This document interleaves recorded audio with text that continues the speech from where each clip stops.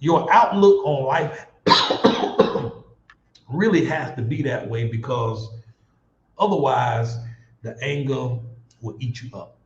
And I know I'm talking about other stuff. Other, how is this related to travel? Your mind. As I mentioned earlier, so many folks, they come and then they leave because things don't work out the way they expected. You're coming to a whole new country. Everything you've learned and have known up until this point, when you get here, or Colombia, or Southeast Asia, or Europe, it's going to be a complete culture shock. Nothing is going to be the way it was back at home. And that is the number one reason why most folks hightail it up out of the country and go back. So you got to get your head right. You got to get your mindset right.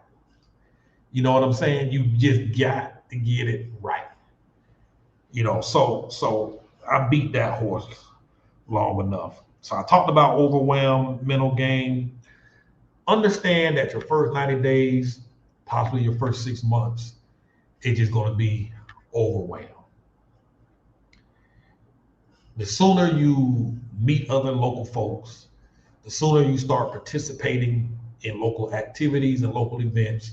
That's why it's important to identify and know what your hobbies are, what your interests are, so that as soon as you get here, you can start participating in those things and joining in the local clubs, joining I find that I like going to these cantinas where they have these live bands, and the last one I went to, there was this Afro-Cuban couple that was singing and dancing and playing the trumpet, playing the piano, playing the guitar, not trumpet, but trombone. And I find that I like going to these things. So now at least once a week, I go to these things, and I just have the most amazing time. The last time I went, this lady wanted to dance. Now I don't got no rhythm. You know what I'm saying? Shockingly, I know that's shocking. I have no rhythm. But the lady wanted to dance. And I looked over at the man she was with, and I'm like, he don't look like he too happy. I don't know no Spanish. I don't want no trouble. I just got out of jail for 2.5 days. I ain't trying to go back to jail.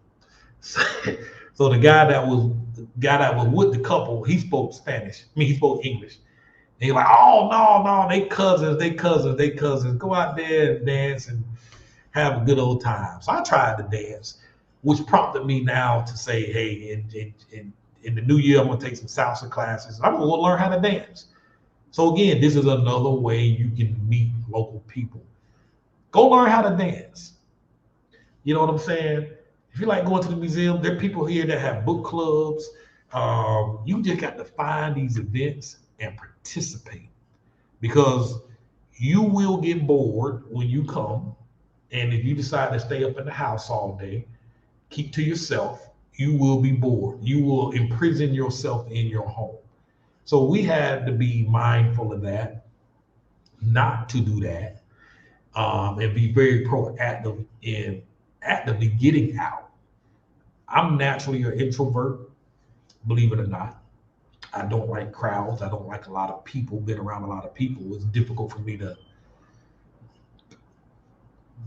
to engage in that type of environment, but I'm having to force myself to do that.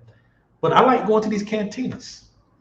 That has helped me make my stay here much better. I promise you, if I stayed in my house, because a lot of people do, they stay in their house, they keep to themselves, and they go bored, they go crazy, because you're a prisoner in a foreign land where you know nobody, and then they end up going back home. You'll be surprised at the number of folks that just disappear. There were folks here that we've been dealing with for months, and they just gone. They don't tell you bye. They don't say they leaving.